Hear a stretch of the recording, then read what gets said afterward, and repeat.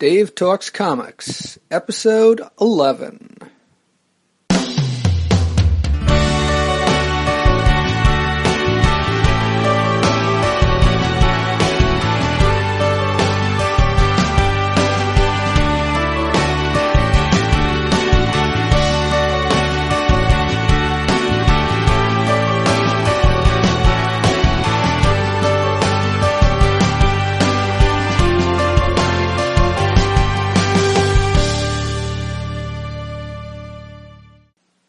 Dave Talks Comics can be found on the web at davetalkscomics.com.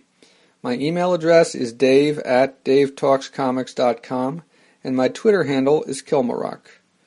On this episode, I will be talking about Namor, issues 8 and 9, Warlock, number 1, this is the 1992 reprint miniseries, and Scalped, volume 6, The Gnawing. I talk from my notes on these comics. I don't go panel by panel. I try to do more than just summarize the stories. This is not a spoiler-free podcast. Dave Talks Comics is not a member of the Spoiler-Free Podcast Network. I try not to spoil everything, but in the process of talking about these comics, I will almost certainly spoil them in some way.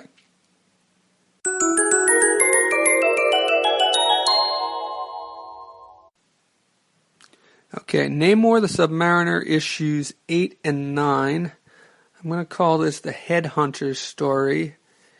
Headhunter is a character who has appeared in issues prior to this. She is a woman with, she looks like an albino. She has red hair. And, okay, so getting into the issues, the first one, issue 8. On the cover, the title reads Heads I Win, but on the inside the title reads Never Bet the Devil Your Head. And I guess they like to do that a lot back then, have different, one title on the cover, another title on the interior. I'm not sure exactly why. Sometimes they would be the same, but... So the first few pages of this issue are set in East Berlin in 1961. And this is basically more background for the upcoming Invader story, which I believe is issues 10 through 12. After that, you get about up to the halfway point in this issue is kind of the aftermath of the Sludge attack. Sludge was that giant creature made of trash debris in issues 6 and 7. What Namor finds out is that his wings, the ones he has on his heels, which allow him to fly, yes, I know, it sounds silly, are gone. And it's something that happened in the attack on Sludge, and whether it was the gene scrambling device that he used to kill Sludge, or whether it was just Sludge itself that destroyed it, is a little unclear. So Namor is reunited with the Alexanders, Carrie and Caleb, and Namorita, his cousin, and finally with Phoebe Mars. So he ends up running off with Phoebe Mars, and because she begs him for help because her brother is in danger and Headhunter is the one to blame. So they jump in her limousine and take off, and there's some smooching that goes on in the limousine. So then the scene changed. We get an interlude focused on Misty Knight and Colleen Wing and Danny Rand. And these are characters that John Byrne had written before. And did I mention that John Byrne wrote and drew this? I'm not sure. But so that's what this whole just a couple page interlude is focused on. Apparently Danny Rand has resurfaced. He was believed to be dead. And Colleen Wing and Misty Knight are friends of his. In fact, Misty Knight was his girlfriend, and they run a detective agency, I believe. And so that's just to kind of give you a heads up of something that's going to show up later on. It's a hints of things to come. Foreshadowing. So after that, the rest of the issue is focused on Phoebe and Namor. And Phoebe takes Namor to meet Headhunter, and they walk into Headhunter's office, and Headhunter shows them, because Phoebe wants to know where her brother is, and so Headhunter shows them into this office where all these heads, people's heads, are mounted on the wall, including Desmond. And I thought this was kind of a little silly. I don't know. It was kind of melodramatic, and I don't know, the whole way it's played is just very silly. I don't know. And on top of that, the whole thing is foreshadowed on the cover, because if you look at the cover shows this.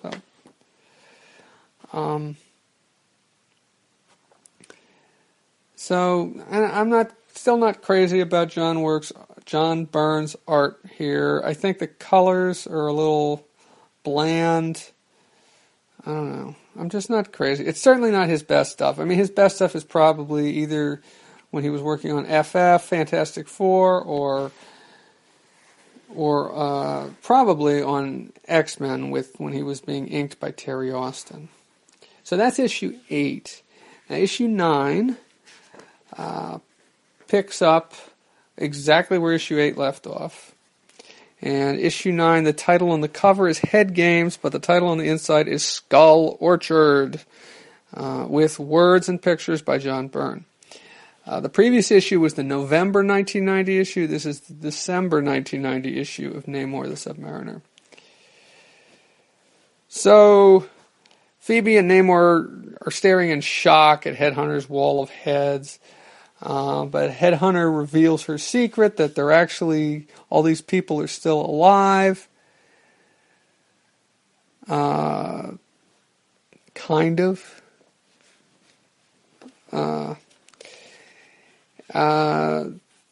So after that, the scene shifts to Namorita and the Alexanders. And Namorita's worrying about her cousin and decides to go off to investigate. So she shows up at Headhunter's headquarters, which are in another skyscraper in New York City.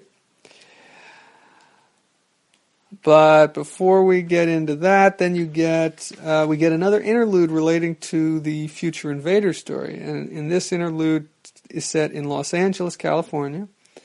And Jim Hammond, the original Human Torch, is walking along and is attacked by Master Man, a Nazi villain from World War II,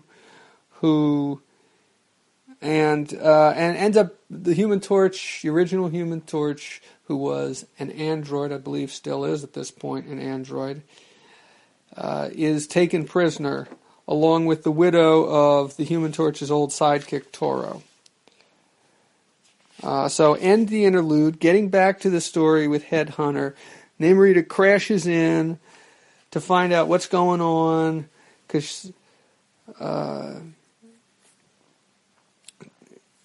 but it turns out that Namor's got the situation under control, because even though it seems like Namor is Headhunter's latest victim, and his head is on her wall, he all of a sudden comes bursting out of the wall and handles the situation on his own, which is probably a good thing, since Namorita gets shot by one of Headhunter's henchmen, which doesn't injure her, but does kind of tear apart her bathing suit, her costume, and so she spends the next few pages holding up her bathing suit to cover her chest. And so Namor reveals what Headhunter's secret is, that these people are actually still alive, being kept in a kind of suspended animation or something.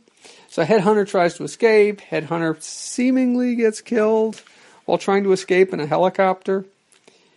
And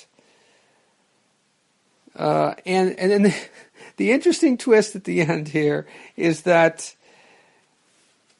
Namor is disgusted by Phoebe because she was willing to sacrifice his life, but at the same time somehow he gains respect for Desmond, which I really don't get completely. And he makes this big show of, I would be proud to call you my friend. Meanwhile, on the inside, Desmond is laughing his head off because this is exactly the sort of thing that he wants. He couldn't have even imagined this happening, but that he wants, because he's the one who sent the Griffin after Submariner.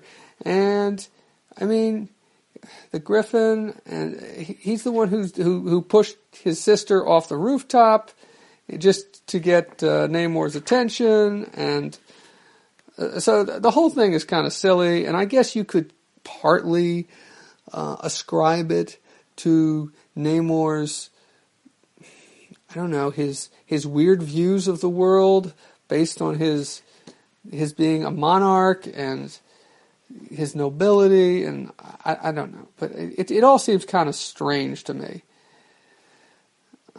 And I don't know. He's got some weird overconfidence in his abilities to read other people. I don't know. That leads him to dump Phoebe and make friends with Desmond. I don't completely understand that. So that's issues 8 and 9 of Namor the Submariner. Coming up next, finally, is the story that I've been waiting for, which is the Invader story involving the Human Torch and Masterman, and I believe Captain America plays a role in it. And so that's next. The next recording, I'm planning on doing 3 issues, so issues 10, 11, and 12 of Namor the Submariner.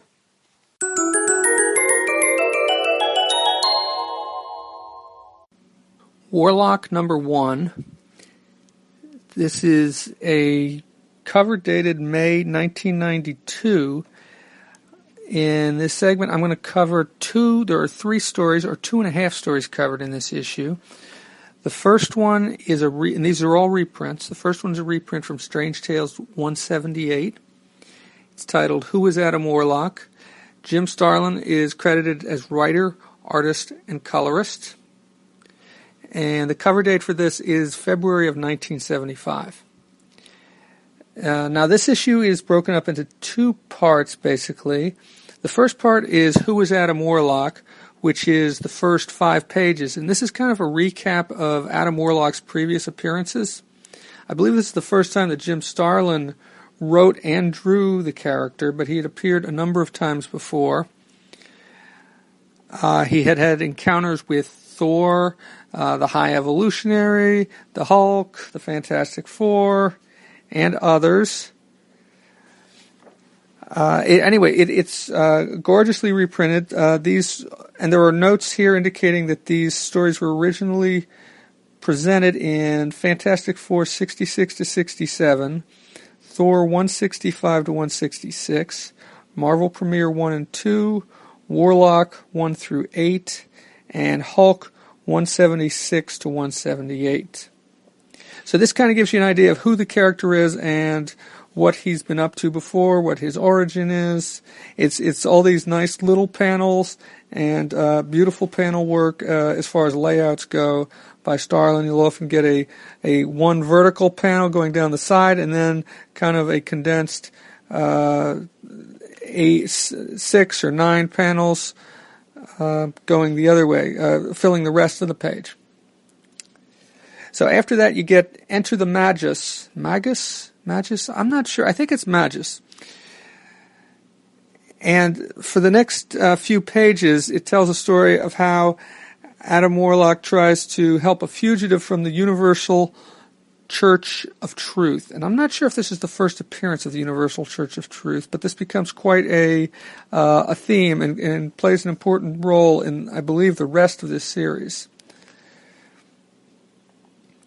And basically, this woman is on the run, and she's desperately trying to find Adam Warlock, hoping that he can save her. In the end, well, he ends up he's not successful, but I'm not sure if it's the first time, but certainly the first time in this series, you see him use the soul gem, because Adam Warlock is this character, I suppose I should describe him a little bit, who he's kind of orangish, bronzish in tone, and he has this gem in his forehead called the soul gem. In these first few issues, he wears an outfit that looks kind of like it's inspired by the old Captain Marvel from Fawcett Comics, Earth S, or the one who was Billy Batson, who says the word Shazam to change into Captain Marvel. And so that's how he appears in this issue and in the other one that I'm going to talk about. So after he is unsuccessful at saving her, you get kind of a origin or history of the Universal Church of Truth. And then you get the Magus. And this is when Adam Warlock finds out about the Magus and who the Magus really is. All of this is beautifully told. And the reprint quality is great. The paper quality is great. This is not the first time that this has been reprinted or the last time. You can also find this in, I believe there's a Marvel Masterworks, which includes these. There may even be some Marvel Essentials, black and white collections that include these.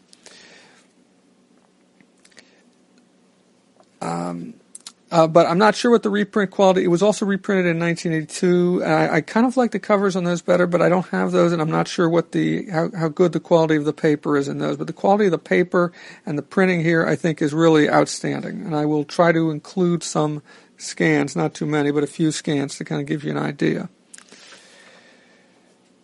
Okay, so the other issue that I'm going to talk about is from Strange Tales number 179, and this story is called Death Ship. And starting here, you start to see these interesting credits. In this one, you've got the editor is Len Wein, the letterer is Tom Orzechowski, the colors are done by Glynis Oliver Wein, and then it says finisher, Jim Starlin, which means basically he did everything else, which would be writing and drawing, and I'm not sure what else that would leave. Yeah. So in this story, this kind of picks up where, well, very soon after the ending of the previous issue, you kind of get a quick recap of that. Then Warlock is captured by a ship that comes by, the titular Death Ship, which is captained by Autolycus, who is a knight of the Universal Church of Truth.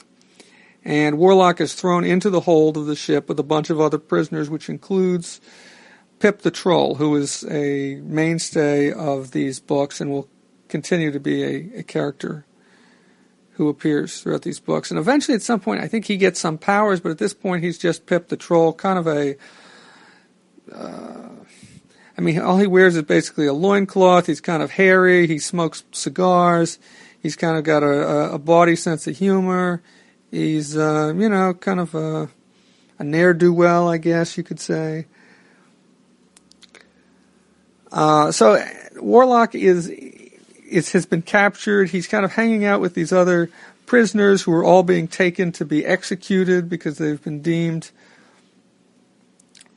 because they have refused to submit to the Universal Church of Truth, and so this is what's going to happen to them. And they're all different kinds of creatures, too. They're not humanoid all. Some of them it's like one of them looks like a walking head, and there's others that look like, limbs that have eyes and mouths and things like that, like an arm that has a face attached to it, or kind of a face attached to it. So it's an interesting, he does some interesting stuff with these character designs. So the prisoners, in talking to Warlock, he kind of suggests that they should break free, that they shouldn't put up with this. And you kind of get a rant from Adam Warlock about leadership, and it kind of goes into the past and talks about cavemen and how leadership is kind of an evil thing, is the way he kind of portrays it. I don't know. or a bad thing, or I don't know. I'm not sure what he's implying here, but basically the gist of his story is that he doesn't want to help the prisoners. He refuses to lead the prisoners.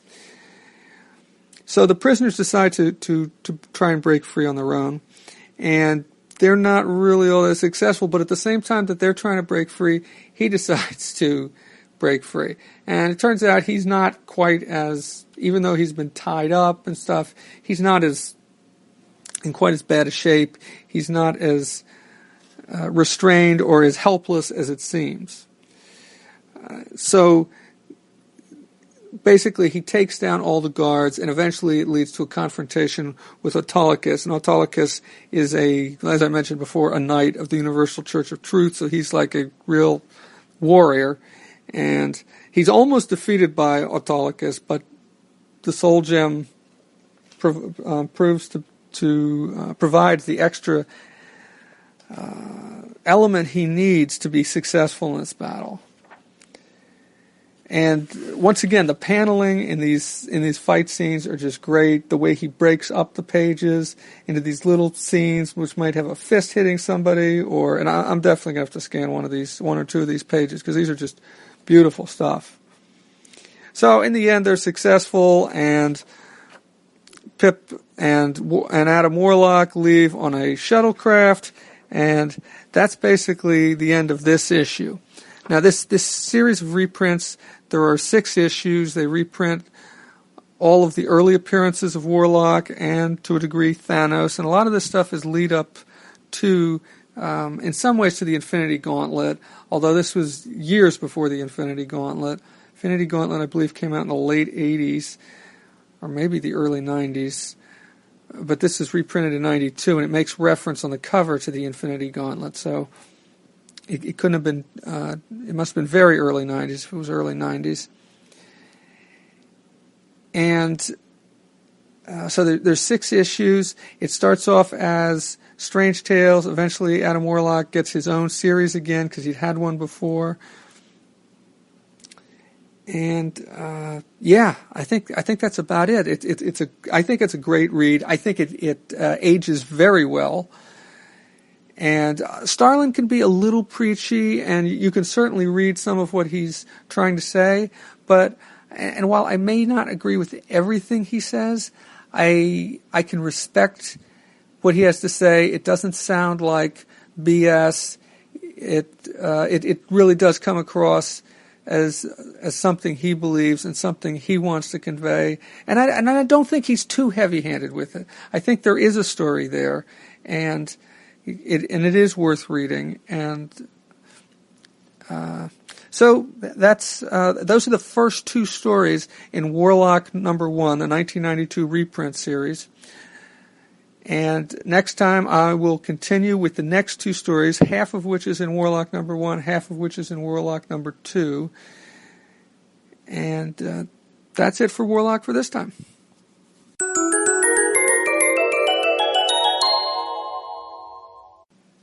Scalped, Volume 6, The Gnawing. This is by Jason Aaron and R.M. Guerra. Jason Aaron's the writer, R.M. Guerra is the artist. I haven't discussed this series on the podcast before, but I have mentioned it in passing, and I've definitely written about it on my blog, Reading for the Trade, although I don't think I wrote about the previous volume, Volume 5. But I will provide links to those in the show notes on the podcast's webpage. So a little bit about the series in general. First off, the 2 main characters as I see it, and there are quite a few important characters, but the 2 main characters are Dashiell Badhorse? Yes, Dashiell Badhorse and Lincoln Redcrow. Dash is a FBI agent who they're both, I believe, Sioux Indian, and Dash is a FBI agent, was at one point, had served in the army in Kosovo. He has now returned to the place of his birth, the Prairie Rose Reservation, I believe it is. And he is undercover, so nobody knows that he's an FBI agent, but he has gotten in close to the other main character, Lincoln Red Crow. Lincoln Red Crow is an older man who is somehow tied up in a murder that happened in the late 60s, early 70s, and is the head honcho, the big man on this reservation. He has just built a casino, and a lot of the story revolves around things that happen in the casino and things that involve the operations of the casino. Additionally, there are characters like Bad Horse's boss, the FBI agent who's trying to take down Red Crow. There are people that work for Red Crow, like Shunka, who is his right-hand man. There are other cops, like Officer Franklin Falls Down, who is basically portrayed as the only honest cop on the force. Everybody else basically works for Red Crow, and Red Crow basically controls almost everything on the reservation. And there's a few other characters. Diesel, who is part Kickapoo, but looks white. But I believe who grew up on the reservation. And Catcher, who is a character who knew Bad Horse's mother, who knew Lincoln Red Crow back in the day, was somehow involved in this murder that happened. And then there's Carol, Bad Horse's daughter, not Bad Horse, but Red Crow's daughter, who Bad Horse has been involved with.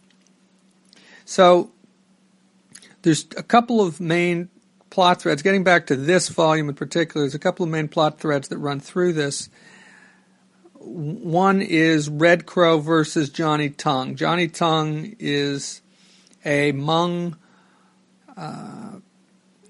gang leader from, I want to say Minneapolis, but I'm not sure if they indicated where he was from.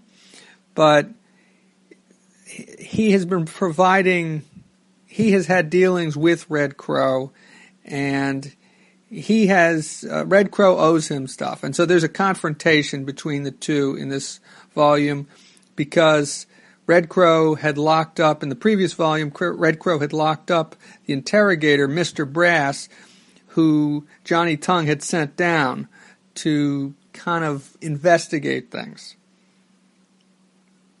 So locking up this interrogator did not improve Red Crow's relationship with Johnny Tongue. And as far as this whole confrontation goes between the two of them, I'm not surprised by where things stand at the end of the volume, but how they get to that point, I wouldn't have been able to predict that. It's that part is a phenomenal read. The other big theme that runs through this volume is Bad Horse, what I call Bad Horse versus everyone.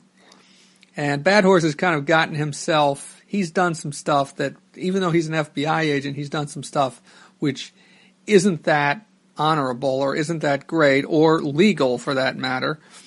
And people are starting to get wind of it. It hasn't gotten back to Red Crow yet, but people are starting to get wind of it, or to Nitz for that matter. And he has to do things to cover his tracks. And actually this happened in the previous volume as well. Was the previous volume or maybe volume 4? So a lot of his story in this book, in this collection, is what he has to do to get free. And some of it, sometimes things happen serendipitously to help him and serendipitously to hurt him.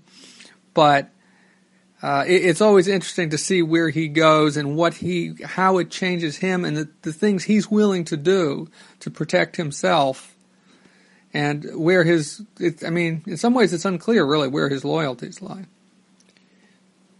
whether he's on his own side, he's on the FBI side, he's on Red Crow side. Well, he's definitely not on Red Crow side. He's not 100%, and he's definitely not on the FBI side 100%. But where he's going to land and how he's going to get there is really a big piece of what this series is all about. The artist R.M. Guerra's art continues to shine brightly. Whether the pictures are working with writer Jason Aaron's words to tell the story, or whether they do them on their own. And there are some great panels, as there have been in previous collections, like in the fourth collection, Dead Mothers. There's some great panels where it's just all completely wordless, and it's just heartbreaking, some of the things, and other things are just extremely moving, even if they're not heartbreaking. And in this case, the page that really stood out to me, and that's, I guess, maybe I should go back through it and look for more of these, but the final page in the volume is just, it's another one of these wordless pages, and it doesn't, I'm tempted to put it up because I don't think it reveals too much, or reveals a whole lot, without having the context of what comes before. But this is a great series. This is volume 6 of 10. And this collects, I believe, issues 30 to 34 of Scalped. And I will continue to read this. I am hooked on this series. I cannot get enough of it. And it'll be a little sad when it's done, but I really am eager to see how things turn out. So, big thumbs up for Scalped Volume 6. And if you haven't tried Scalped, you really should. If you have, and you've read Volume 6, then you probably know what I'm talking about.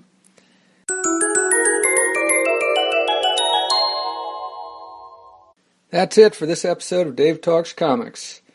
Questions or comments can be posted on the episode page at davetalkscomics.com. You can send email to dave@davetalkscomics.com. My Twitter handle is Kilmarok. I'm Dave. Thank you for listening.